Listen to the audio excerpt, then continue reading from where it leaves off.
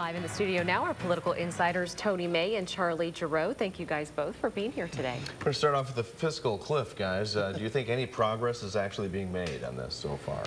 I think so. I mean, people I talk to who work in Washington, such as that is, said that they think progress is being made, and they think that no one wants to run over the fiscal cliff, so they're going to try to figure out a way to solve it.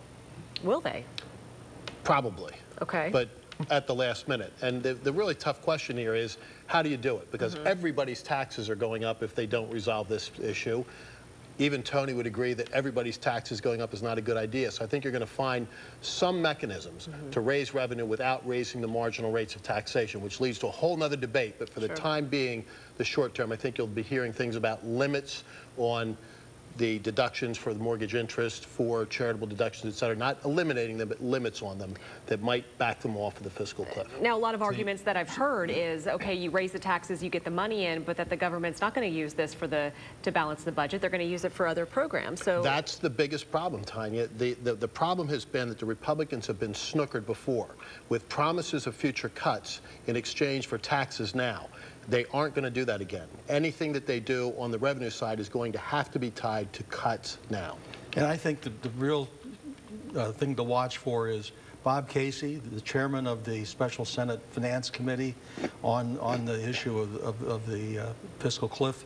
If you hear him start talking about that cuts to Medicare and to Social Security or ceilings are not going to be a death knell for those programs. They're going to extend their lives. If you hear them start talking about that, you'll know that's a sign to Democrats. And if you see our other congressman, our other Senator Pat Toomey, talking about some increase in the marginal tax rate for millionaires, then I think you can hear that there's a solution in the works. Do you both feel the president is playing an important enough role?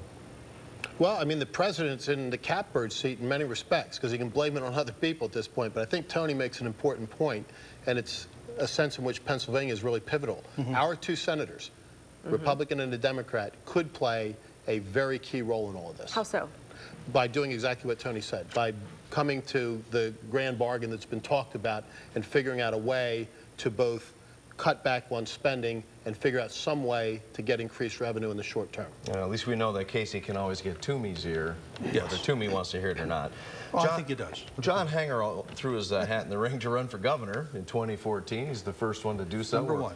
Already talking politics, Tony. We haven't even really finished counting the votes from the last election. Well, I think John, and I spoke to him about this, he really is eager to do this. I think he'd do it no matter who was governor, so he's not simply running against Tom Corbett. He really wants to serve. He's got more issues in his little backpack besides the issue of the environment, where he's the recognized state leader on that issue. I do, want to listen to Charlie. I mean, I don't think that Corbett's going to be easy to beat, though. I don't think it's going to be easy to beat either, and we have this rich history of 8 years and 8 years. I keep reminding my Republican friends it's not in the state constitution. Right. So it's going to be a rough and tumble battle. There are going to be a lot of Democrats on the track. John Hanger's the first. It's going to be interesting to see whether Tony is correct and he can expand beyond the environmentalist base that he's had historically.